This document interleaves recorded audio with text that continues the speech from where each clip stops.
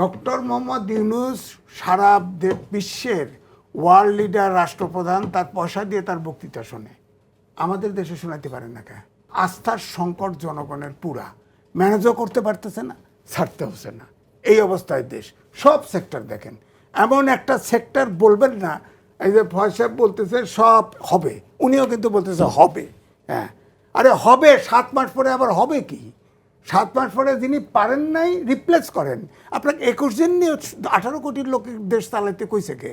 আপনার লোক বাড়ান না কেন? আমার কাছে মনে হয় প্রথম থেকে এই সরকার রাজনীতিবিদদেরকে এড়িয়ে চলছে।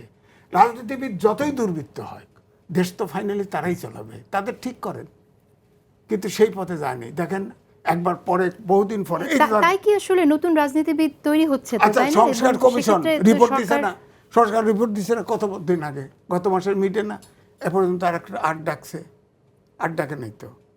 রাজনীতিবিদকে এড়ায় তো 21 দিনে দেশ চলবে না।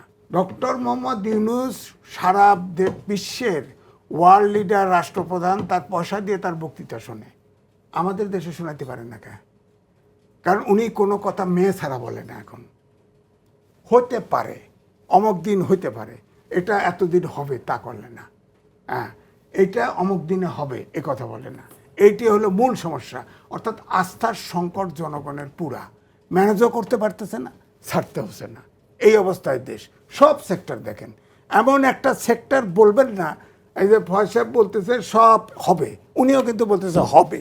হ্যাঁ, আরে হবে, 7 মাস পরে আবার হবে কি? 7 মাস পরে যিনি পারেন নাই রিপ্লেস করেন। আপনাকে 21 দিন নিয়ে 18 কোটির লোকের দেশ চালাইতে কইছে কে? আপনার লোক বাড়ান না কেন? আপনার পোলাপান হেলিকপ্টার 6 দিনে 18 বার হেলিকপ্টারে উঠতে পারে। আপনি খাল কাটতে আপনার রেড কার্পেট লাগে।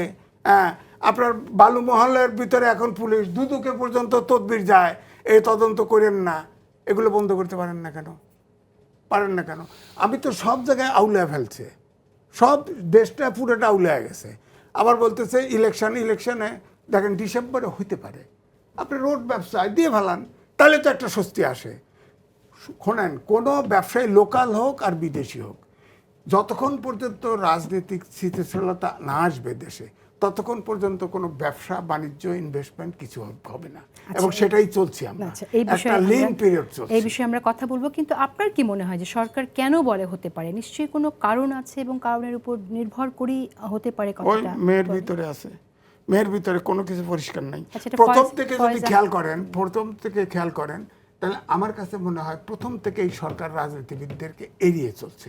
রাজনীতিবিদ যতই দুর্বৃত্ত হয়, দেশ তো ফাইনালি তারাই চালাবে, তাদের ঠিক করেন, কিন্তু সেই পথে যায়নি। দেখেন একবার পরে, বহুদিন পরে।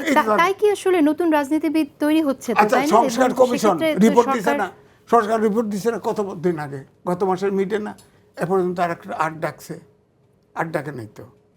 রাজনীতিবিদকে এড়ায় তো 21 দিনে দেশ চলবে না। আর রাজনীতিবিদও অনেক সমস্যা আছে, এটা ঠিক আছে, কিন্তু উনার পক্ষ থেকে উনি তো রাষ্ট্র চালান, দায়িত্ব তো তার।